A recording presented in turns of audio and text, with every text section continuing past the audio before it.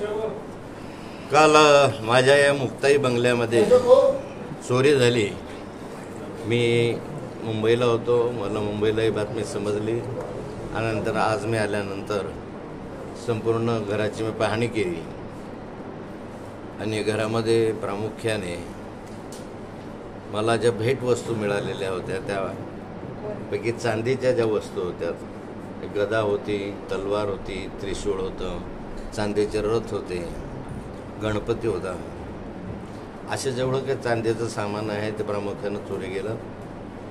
नंतर माझे नातेवाईक आहेत गोपाळ सरोदे, त्यांच्या घरामधले जवळपास 5 तोळे सोनं म्हणजे गहूपोत वगैरे वगैरे असं मिळून तेही चोरी गेलेलं दिसतंय। लहान मुलांना देणाऱ्या अशा 5 ग्रॅमच्या 4 अंगठ्या त्या या ठिकाणी चोरी गेलेल्या आहे।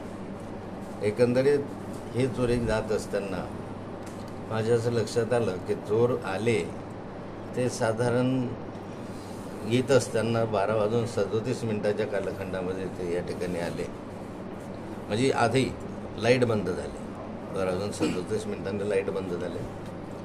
नंतर ज्या कालखंडामध्ये चोर इथं आले त्यावेळेसही लाईट बंद होते आणि बंद अवस्थेमध्ये त्यांनी या ठिकाणी ते कोल्प वगैरे तोडल्याचं CCTV कॅमेऱ्यामध्ये दिसतं आहे। माझ्याकडे आधी CCTV कॅमेरा होता, तोपर्यंत मी कायम राहत होतो, नंतर तो आता बंद पडले। वॉचमन इथे कायम वॉचमन या ठिकाणी असतो, दिवाळीनिमित्त तो 2-3 दिवस गेलेला होता, नाही तर वॉचमनही असतो। सकाळी दररोज मोलकरीण या ठिकाणी येते, स्वच्छ करतं घर वगैरे।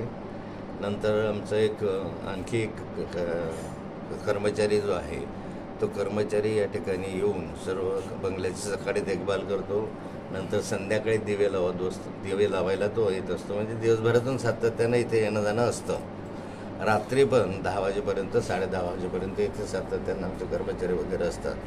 परवा दिवशीच फक्त वॉचमॅन या ठिकाणी 4-5 दिवसापासून नव्हता आणि तो तिकडे माझी मुलगी आहे रोहिणी, ते तिच्या बंगल्यावर होता। आता ह्यामध्ये प्रामुख्यानं जर सांगायचं झालं तरी इतर गोष्टी तर गेल्याच, त्याच्यामध्ये अन्य काही साहित्य असतील, कपडे असतील किंवा काही असेल, पण सर्वात महत्त्वाचं म्हणजे असं आहे की ज्या ठिकाणी माझे महत्त्वाचे कागदपत्र होते त्यातले निम्मे कागदपत्र या ठिकाणी हरवलेले दिसत आहेत। म्हणजे खाली जे कमी महत्त्वाचे कागदपत्र होते ते खालच्या मजल्यावर मी ठेवलेले होते आणि जे अत्यंत महत्त्वाचे कागदपत्र होते ते माझ्या बेडरूममध्ये मी ठेवलेले होते।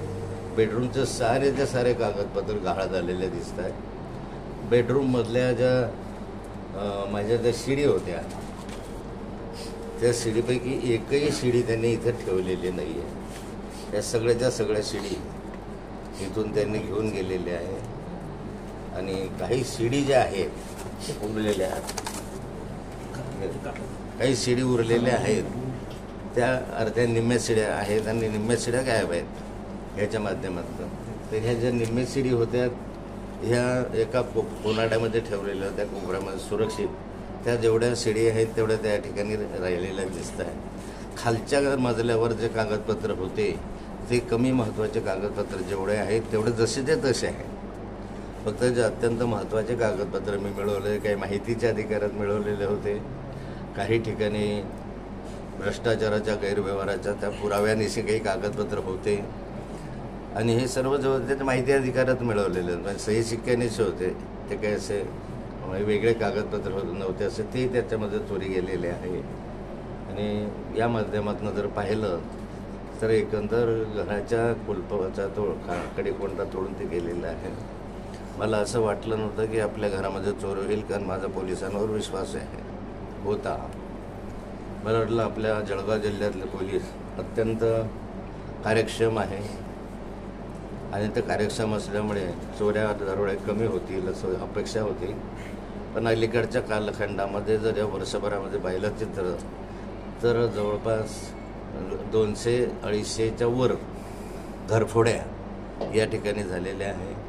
अनेक ठिकाणी या ठिकाणी मर्डर झालेले आहेत, आपसातल्या भानगडीमुळे की गुन्हेगारांच्या आपसातल्या दंगलीमुळे झालेले आहेत। अगदी परवासुद्धा चोपड्याला मोठ्या प्रमाणावर दरोडा घालण्याच्या तयारीत असलेले पकडले गेले, त्यांच्याजवळ पिस्तूल वगैरे आहे।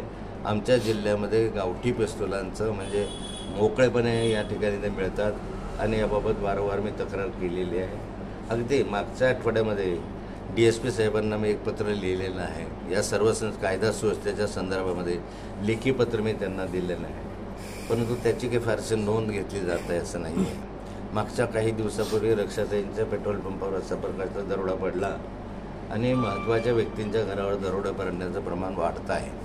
म्हणजे माजी आमदार साहेबराव पाटील यांच्या बंगल्यावरही दरोडा पडला. म्हणजे असे जे दरोडे पडायला लागलेले आहेत महत्त्वाच्या व्यक्तींच्या तर आहेच, म्हणजे सर्वसाधारण माणसाच्या घरादारांची सुद्धा आता सुरक्षितता राहिलेली नाही. पोलिसांवरचा विश्वास उडालेला आहे. या ठिकाणी पोलीस म्हणजे निव्वळ हप्ते खाण्यामध्ये मशगूल आहे. सर्व दूर पाहिलं या जिल्ह्यामध्ये तर 2 नंबरचे धंदे मोठ्या प्रमाणावर वाढलेले आहे आणि मी लेखी देत आलेलं आहे. म्हणजे असं मी तुम्हाला सांगतो अशातलं नाही, प्रत्येक वेळी या संदर्भामध्ये पुराव्यानिशी लेखी LCBला आणि आमच्या DSPला मी कळवून गेलेलं आहे, पण त्याच्यावर नियंत्रण अजिबात घातलं जात नाही. उलट हप्ते वाढवून घेतले जातात असा माझा अनुभव आहे. वाळू माफिया मोठ्या प्रमाणात डोक्यावर बसलेले आहे. कलेक्टरांना जवळपास 26-27 पत्र मी या संदर्भामधले दिले, परंतु त्याच्यावर कुठलेही बंधन जिल्हाधिकारी घालू शकले नाही. चोऱ्या दरोड्यांच्या संदर्भामध्ये जवळजवळ 15-16 पत्र मागच्या वर्षभरामध्ये SP साहेबांना मी दिलेले आहे की इकडे इकडे असं चालतं आहे, तिकडे चालतं आहे, परंतु कारवाई शून्य आहे. त्याच्यामध्ये एकंदरीत पोलीस आणि गुन्हेगारांचं एकत्रित संगनमत दिसतं असं चित्र आहे. मला अपेक्षा आहे या संदर्भामध्ये की वरिष्ठ पातळीवर याची नोंद घेतली जाईल आणि गुन्हेगारांचा लवकरात लवकर तपास करून या ठिकाणी पोलिसांचा वचक राहील अशा स्वरूपाचं कार्य पोलिसांच्या हातून व्हावं. तर मग हा कुठेतरी ही महत्वाची कागदपत्र चोरण्यासाठी हा चोरीचा बनाव केला गेला आहे असं आपल्याला वाटतं? मला अजून मी निष्कर्षाप्रत आलो नाही, पण जे कागदपत्र तुम्हाला दाखवेल. मी तर आत्ताच आलो घरामध्ये, मी पाहिलं तुम्हाला CDचे हे दाखवलं, कव्हर सगळे दाखवले, उरलेल्या CD पण आता माझ्याकडे आहे, उरलेल्या CD पण आहे त्याही तुम्हाला दाखवल्या. आणि यामध्ये एक लक्षात येतं की टार्गेट कागदपत्रांवर का करण्यात आलं. म्हणजे चोरायचं असेल तर चांदी सोनं वगैरे जे काही चोरायचं आहे, पण महत्त्वाचे कागदपत्रच का चोरी गेले. आणि त्याच्यातलं काही कागदपत्र बाकी त्यांना म्हणजे कुणाला तरी माहिती आहे की त्याच्यामध्ये जे अति महत्त्वाचे कागदपत्र आहे ते बेडरूममध्ये आहे आणि जे कमी महत्त्वाचे कागदपत्र आहे त्या खालच्या बेडरूममध्ये आहे आणि ते कुलपात होतं. सगळे कुलपं तोडूनच घेऊन गेले. पण जेवढे काही खालचे कागदपत्र होते जवळपास 450-500 झेरॉक्स कागदपत्र हे या ठिकाणी चोरी गेलेले आहे. आणि हे साऱ्याच्या सारे कागदपत्र मी माहितीच्या अधिकारातच मिळवलेलं आहे. काही टेंडरचे आहे, काही याच्या संदर्भातले आहे आणि याच्यामध्ये कोट्यवधी रुपयाचा गैरव्यवहार झाला असं मला वाटत होतं. म्हणून त्याचा अभ्यास करण्यासाठी मी आपल्या एका 2-3 इंजिनियर मित्रांना पण ते दिलेलं आहे. पण तेवढेच नेमक्या कागदपत्र कसे गायब झाले याचंही मला आश्चर्य वाटतं. बाकी तर कागदपत्र घेऊन जाण्याचा काही हेतू किंवा उद्देश दुसरा असू शकत नाही. काहीतरी कुणाला तरी माहिती असल्याशिवाय ते गेलेच नाही.